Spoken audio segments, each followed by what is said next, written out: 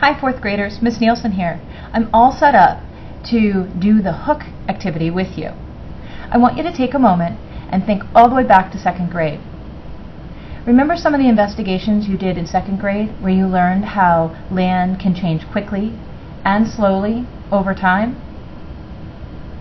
That prior knowledge is going to help you make smart predictions and allow you to learn more about how water and rocks affect weathering.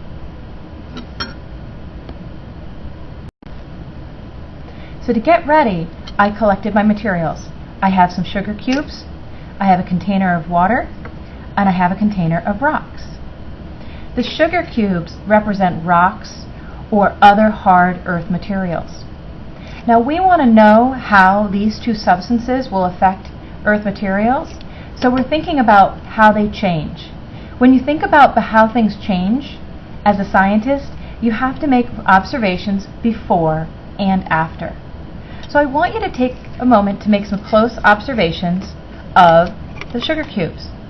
Think about the properties that are important: shape, size, color. I just named 3 different properties. Do you think some of those will change when they are weathered by water or rocks? Take one more moment to make some close observations of the original sugar cubes. Okay, to get started, I want to choose 2 sugar cubes that are most similar in shape and size. So I'm going to take away this one. It's a little bit smaller. And I'm going to choose, I think these 2 are the closest. Before they begin their investigation, good scientists always think about what they expect to happen and the changes they expect to see. You'll learn in later grades how this prediction actually becomes a hypothesis. But a hypothesis is a little bit more sophisticated than a prediction. Today we're just going to work on predictions.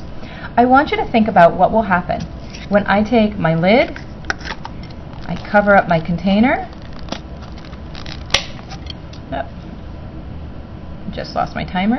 Okay, and I'm going to set my timer for 1 minute, and I'm going to shake my container with the rocks and the sugar cube in it.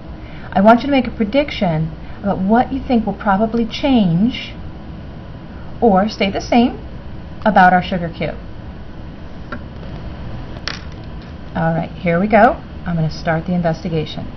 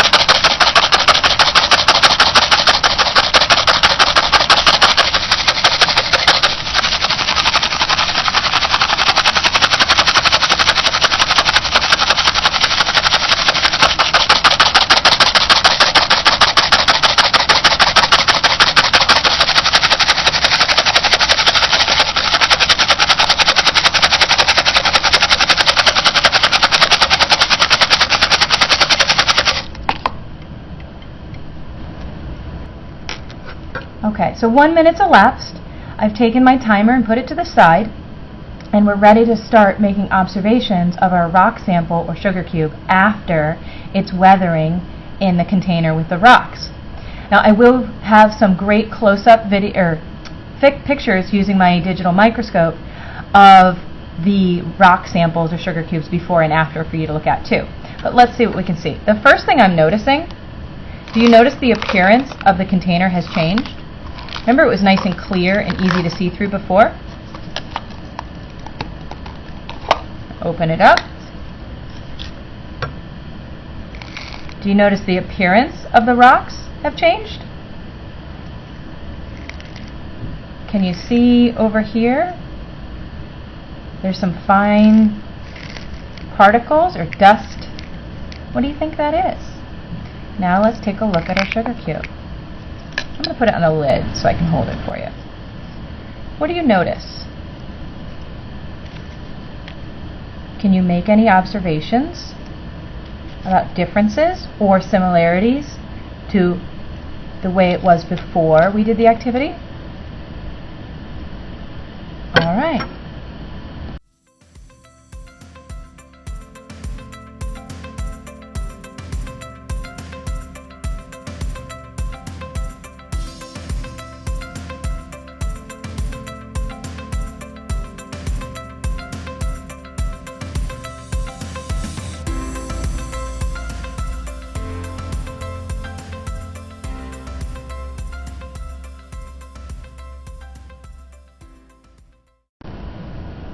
I'm now ready to repeat that investigation, but by changing the variable of the agent or substance that's weathering the rock or sugar cube.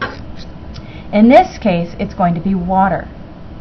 Now again, just like before, good scientists always make predictions about what they think will happen before they start an investigation. So take a minute and make those predictions. There we go. Okay, I'm ready to start my investigation. I'm going to place my cube in there. I'm going to place my lid on very tight. Don't want any surprises. And I'm going to repeat, start, there we go. Repeat that investigation by shaking the container for 1 minute.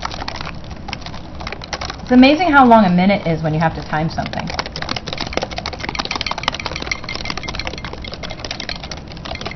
Now this is a simple investigation, so if you have the materials or you wanted to get the materials, you simply need a jar that you can close, some pebbles, you can get those outside, and some rocks. It's some sugar cubes. You can get those at the grocery store if you don't have them at home. It's kind of fun to try this investigation with different types of rocks, bigger ones, smaller ones, so you can see how things change.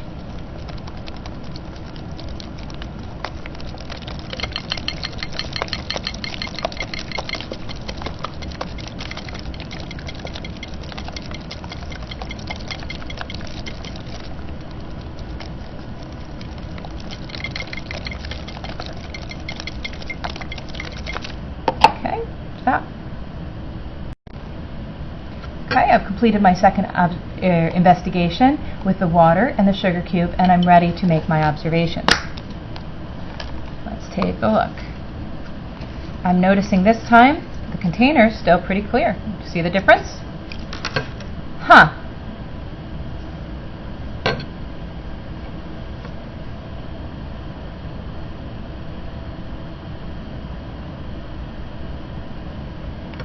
What happened? What observations can you make about the sugar cube? I placed it in the water. I shook it for 1 minute to mimic the weathering process of water on earth materials. And what do I see? So here we have the outcome of both investigations. What do you notice about the sugar cube in each jar? What do you notice at the bottom of each jar? Or in this case, all over the rocks and the sides of the container. Did the rocks or the water break down the sugar cube more? And here's a challenge question for you. Which jar produced sediments or tiny pieces of rock?